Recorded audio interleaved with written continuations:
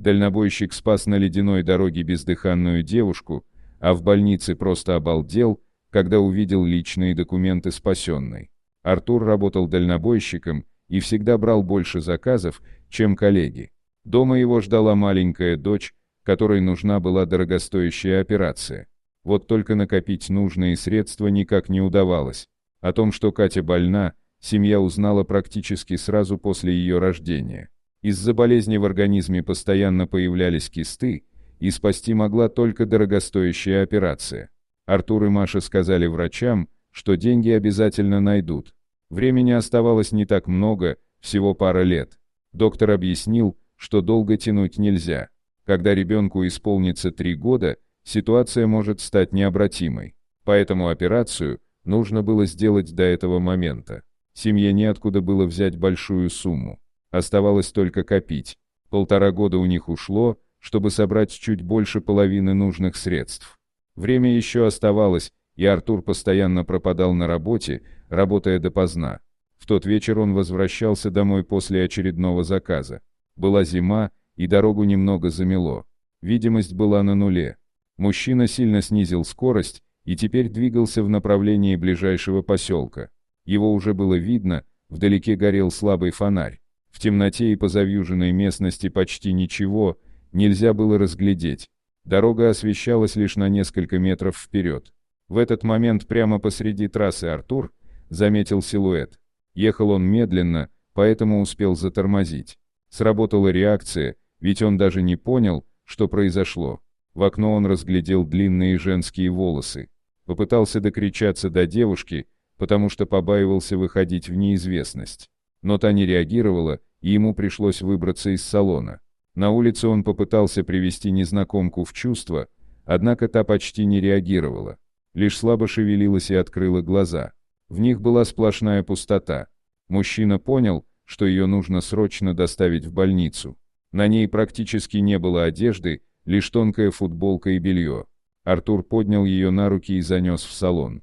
Там он включил печку на максимум и укутал девушку в куртку, а затем направился к ближайшей больнице.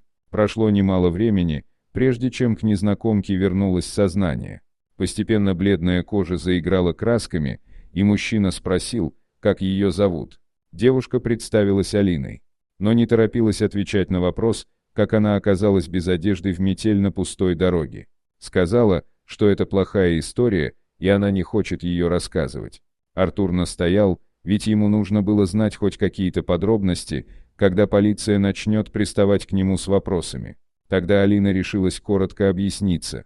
Конечно, от ее слов яснее почти не стало. Как рассказала девушка, муж и его приятели вывезли ее на дорогу.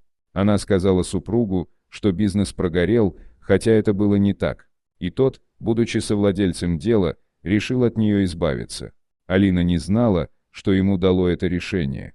Но это все, о чем ей известно. Лишь благодаря Артуру она осталась жива.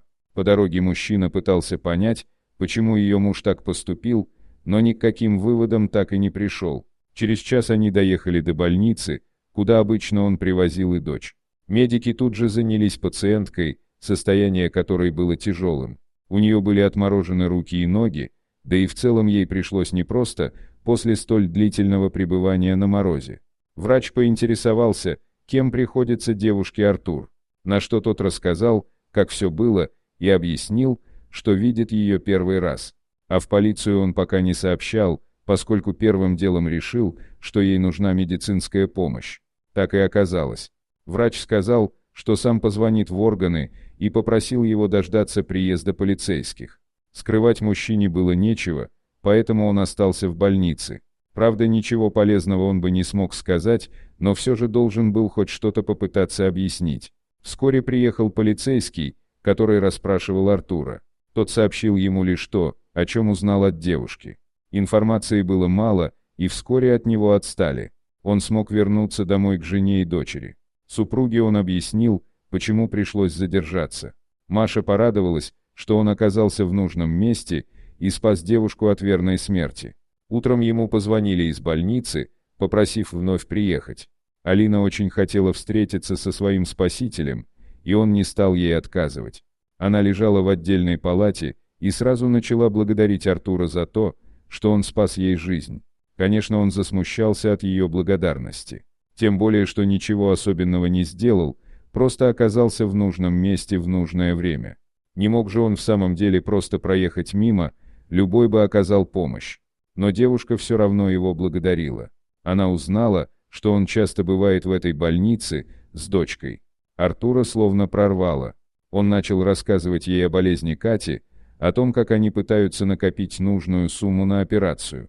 Когда он уходил из палаты, настроение было паршивым.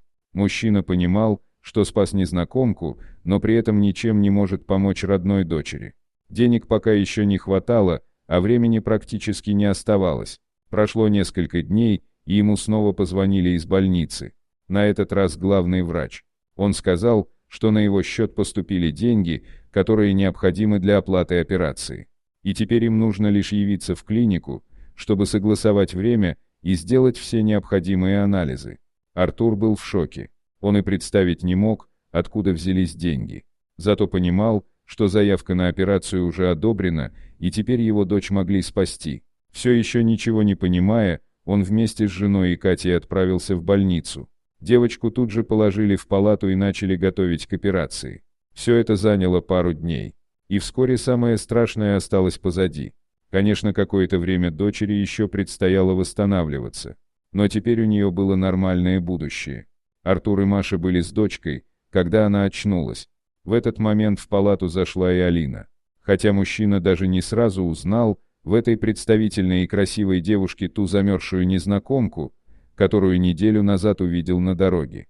Она порадовалась, что девочке стало лучше, и тогда Артура осенило, именно она помогла оплатить операцию. Алина не стала ничего скрывать, ей и в самом деле хотелось сделать хоть что-то для своего спасителя. Ведь именно благодаря ему она осталась в живых, а денег у нее хватало. Конечно, у Артура не было никаких корыстных мотивов, когда он помогал девушке. Он всего лишь хотел спасти человека, оказавшегося в беде. Но судьба была благосклонна к нему, и за свой добрый поступок мужчина был сполна вознагражден.